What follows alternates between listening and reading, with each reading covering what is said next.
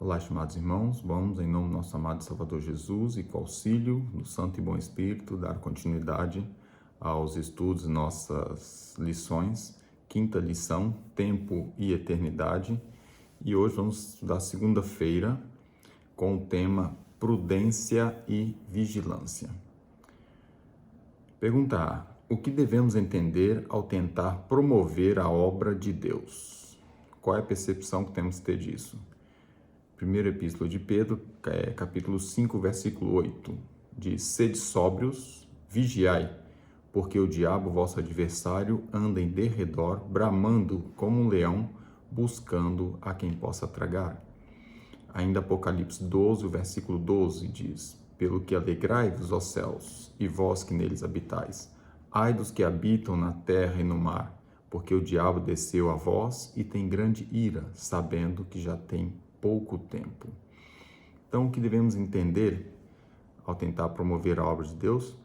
Que o inimigo não fica satisfeito, ele está bramando como leão, ele quer nos derrubar, ele quer nos causar problema, ele quer nos tirar do eixo, né? Tirar da estabilidade emocional, da estabilidade espiritual, para estragar o trabalho tão maravilhoso que deve ser feito.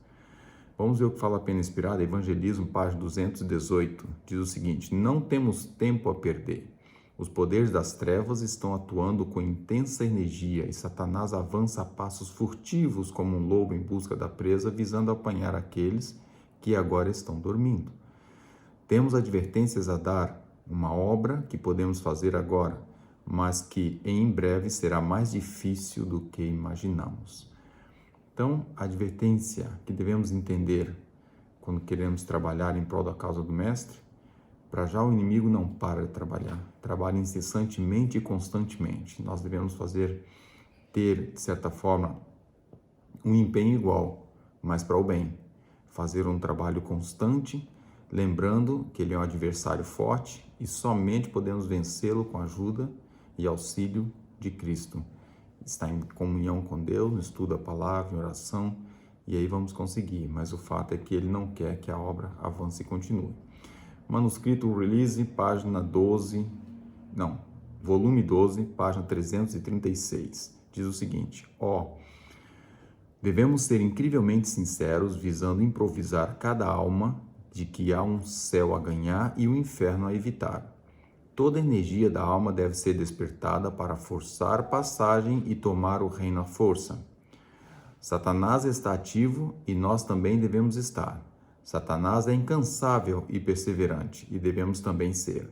Não há tempo para apresentar desculpas e culpar os outros por nossas apostasias. Não há tempo agora para lisonjear a alma, com a ideia de que teria sido melhor e mais fácil realizarmos as obras de Deus se as circunstâncias tivessem sido apenas favoráveis.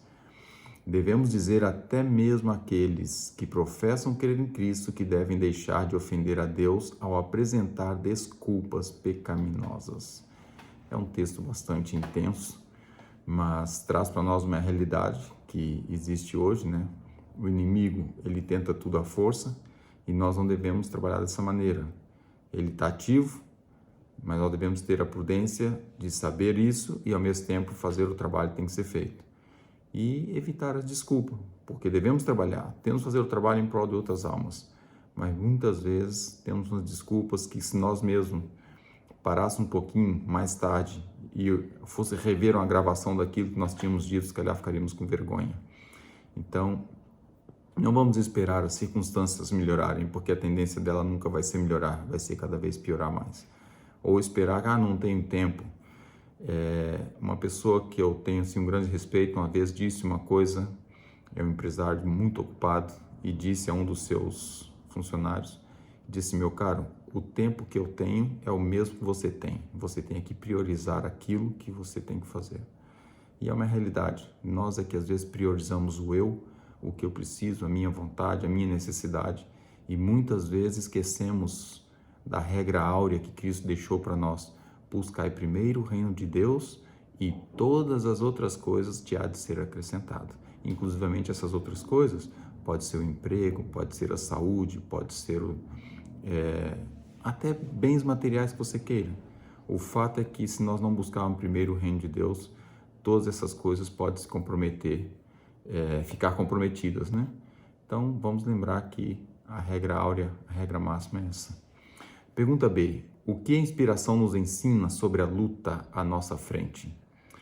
Efésios, capítulo 6, versículo 12. Vamos ver o que o apóstolo Paulo escreveu, então, a esses irmãos. Porque não temos que lutar contra carne e sangue, mas sim contra os principados, contra as potestades, contra os príncipes das trevas desse século, contra as hostes espirituais da maldade nos lugares celestiais. É interessante notar a maneira com que Paulo falava, e naquela altura, na época, né?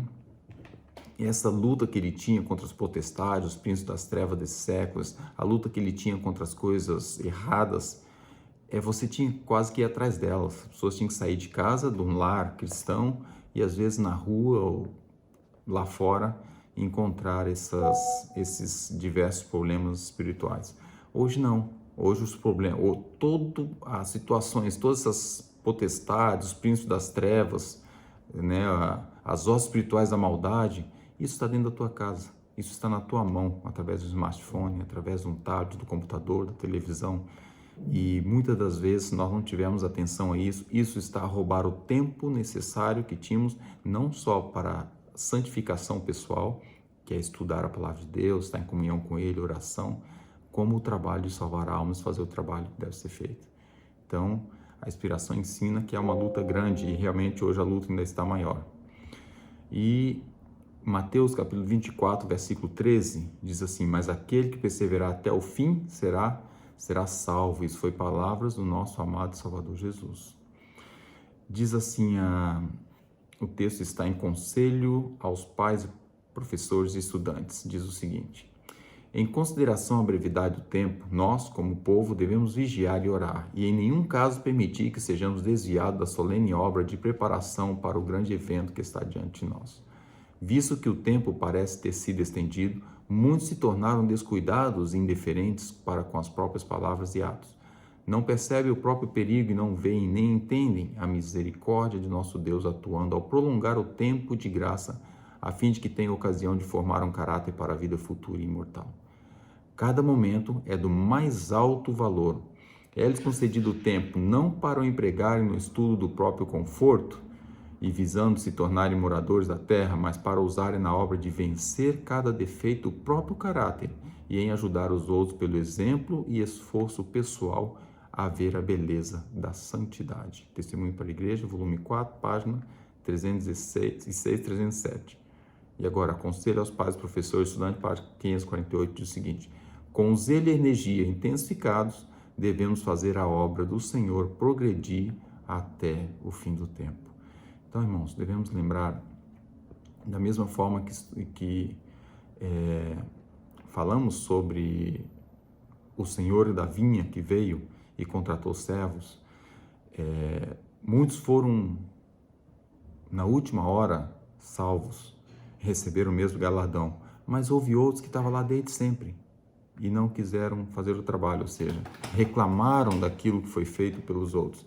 E há aqueles outros que ainda a mesmice ou a garantia de casa parece que vai dar a salvação, né? Mas nada disso, não é 50 anos, não é 30 anos, não é 20 anos, não é isso que vai levar à nossa salvação. A inspiração ensina que há uma luta grande à nossa frente e essa luta deve ser feita com perseverança, dedicação a Deus, tirar tempo para estudar a palavra, tirar tempo para orar, santificar. Se você santificar você, pessoalmente, eu me santificar, depois junto com a esposa, ela fazer a parte dela, juntar minha força com a dela, com os filhos, fazendo culto matinal, vespertino, estudando as lições todos os dias, para ser uma lição bem aproveitada, uma lição que consiga tirar mais proveito dela com 2 perguntas ou 3, explorando bem os assuntos, as frases das notas, passando isso aos filhos. Se nós conseguimos santificar o lar, logo a igreja é santificada. E se nós unirmos dessa forma e pregar o Evangelho, Jesus volta. O problema é que às vezes nós estamos tão absortos em nossas necessidades pessoais que esquecemos da principal necessidade, que é a edificação do caráter, para se tornar um mordomo fiel a Deus. Que Deus nos abençoe e dê sua graça e nos ajude para que possamos entender os momentos que estamos vivendo. É só olhar, o mundo está em comoção, seca de um lado, cheia do outro, fogo de um lado, falta de comida do outro, guerra aqui, guerra lá, guerra em todos os lados, nações contra nações, reinos contra reinos, fomes, peste, terremoto, tempestade, está tudo acontecendo. E nós estamos aí, parece que anestesiados dos momentos que nós estamos a viver. Então vamos ter atenção a isso, vamos nos preparar, vamos individualmente, cada um individualmente, fazer a sua preparação e ser luz para aqueles que precisam de ajuda. E dessa forma possamos brilhar, não só para nós mesmos, não só no nosso caráter, mas para outras pessoas, e nos preparar para a breve volta do nosso amado Salvador Jesus. Que Deus nos dê sua graça e nos abençoe para que possamos estar em prudência e vigilância nesses dias em que vivemos. É meu sincero desejo e oração. Amém.